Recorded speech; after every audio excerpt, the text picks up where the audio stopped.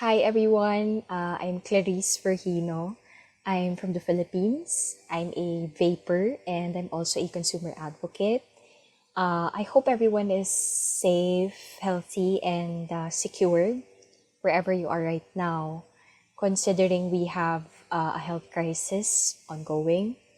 And unfortunately, because of that, we will not be able to meet for GFN this year in person, but I think it's good that we have it online because it opens a wider avenue in raising more awareness with even more people across the globe.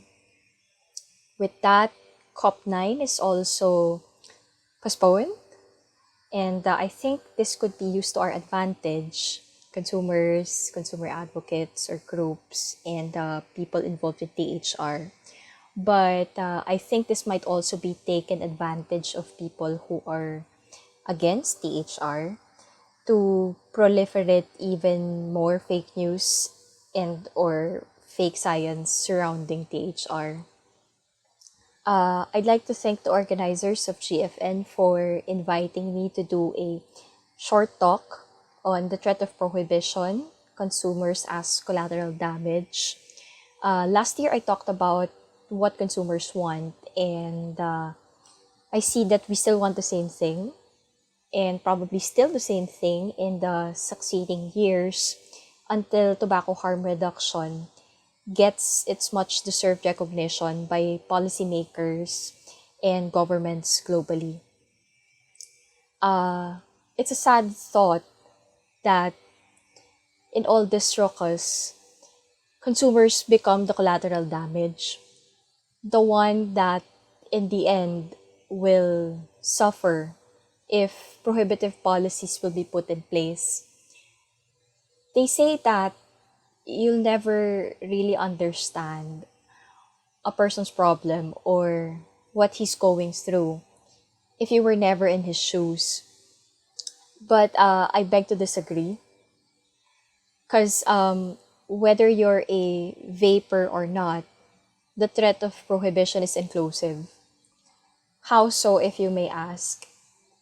Prohibiting THR products such as e-cigarettes or vape, heat not burn devices, snooze, will not just affect people who have already made the switch.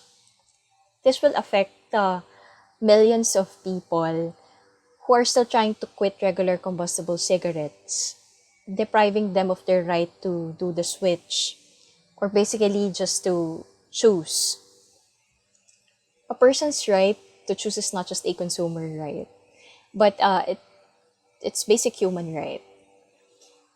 Prohibition will affect those who have already made the switch, and it would be like forcing them to return to smoke regular combustible cigarettes, which is quite frankly very counterproductive.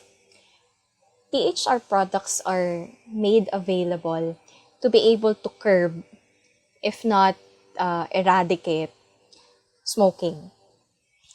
These are less harmful products which can help people kick a bad habit that not only affects the smoker himself, but even the people around him through secondhand smoke.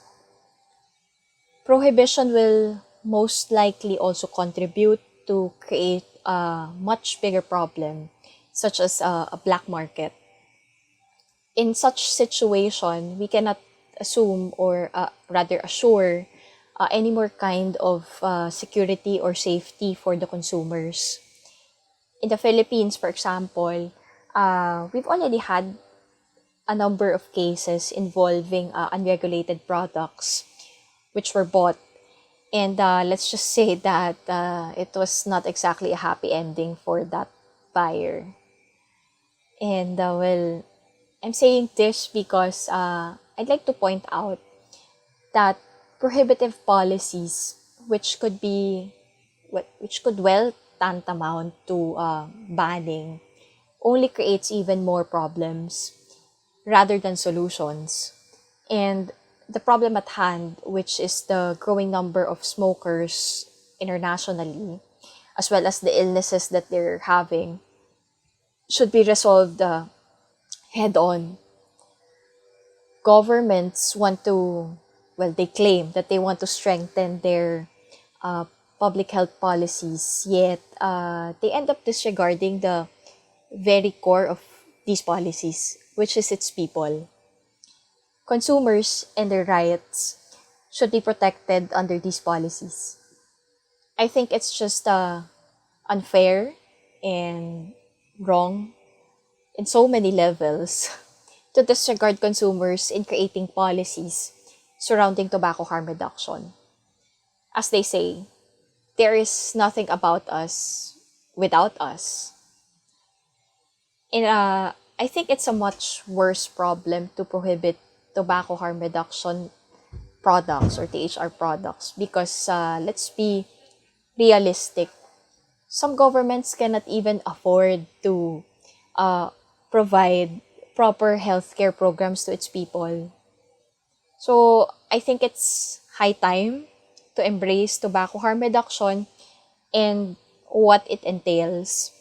And there's a ton of data, research, evidence that could support it. Coming up and implementing prohibitive policies goes against the very essence of tobacco harm reduction, that is smoking cessation, and evidently saving lives.